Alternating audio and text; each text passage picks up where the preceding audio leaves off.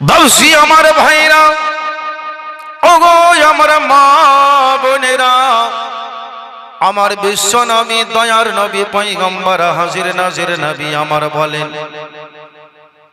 বলে আপনি জানো যাব আপনি চলে যান যান, আমি কিন্তু বুহাইরার বাড়ি খেতে যাব না। কিন্তু বুহাইরা কিসের জন্য খানার ব্যবস্থা করা হয়েছিল বাবা? বিস্তারিত জীবনী বাবা, এটা যদি জীবনী করতে পেতাম বাবা, জীবনীতে বলতে হলে খুলে খুলে বলা হতো। ওগো মুআজ্জাজ সামাইনে কিরাম, বাবসি আমার ভাইরা, সবাই যেল খানা খেতে, আর যেমন না খানা খেতে যাবে রে বাবা, বুহাইরা যেন নিজের বাড়িতে সমস্ত কর্মচারীদেরকে যেন দায়িত্ব দিয়েছে, এই তো পানি বিলাবি, এই তো আলু বিলাবি, তো মাংস বিলাবি, ভাত বিলাবি, সবাইকে দায়িত্বটা দিয়ে বাবা যত টাকা লাগবে হাতে দিয়ে দিয়ে কম পড়লে কিনে আনবি। বুহাইরা বলে আমি কিছুক্ষণের জন্য হারিয়ে গেলাম। বলে বুহাইরা কোথায় গেল, কোথায় হারিয়ে গেল? বলে বুহাইরা বাড়ির ছাদের উপরে উঠে গেল। ছাদের উপরে যাব, আমাকে যেন কেউ ডিস্টার্ব করতে না পারে, আমাকে যেন কেউ না ডাকে, আমাকে যেন কোনো রকমের ডিস্টার্ব না হয়, আমি ছাদে উঠে যাব। এত বড় খানা করার মেন উদ্দেশ্যটা আমি যেন মিটিয়ে নেব। বলে উদ্দেশ্যটা কি? বলে আজকের খানাতে সবাই আসবে খেতে গো, আবু তালিবের সঙ্গে ওই বাচ্চাটাও খেতে আসবে। আমি বুহাইরা ছাদের উপর থেকে যেন দাঁড়িয়ে দাঁড়িয়ে ওই মোহাম্মদের সুন্দর চেহারা খানা দেখব।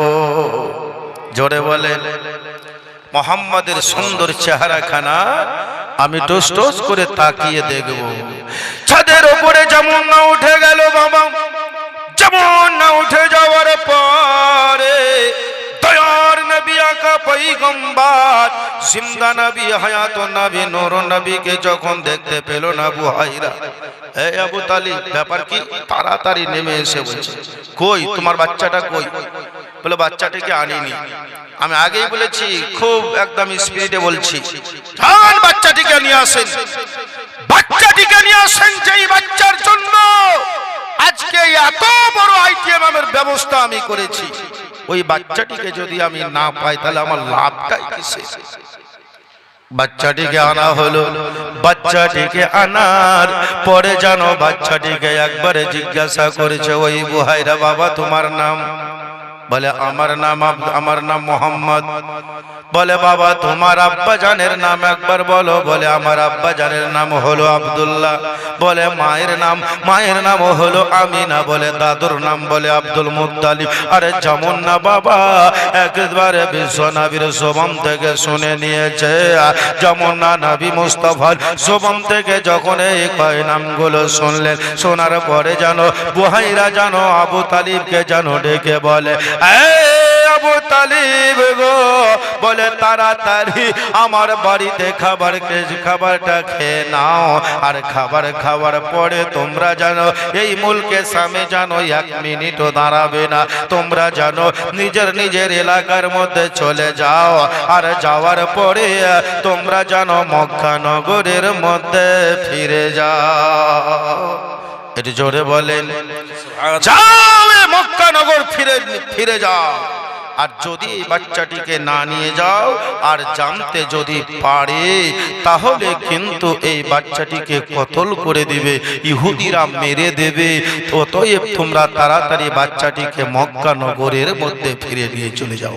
এটা জোরে বলুন সুবহানাল্লাহ। তোমরা শোনো গো মন দিয়া, মদিনাতে কাঁদেনি নবী উম্মতের লাগিয়া।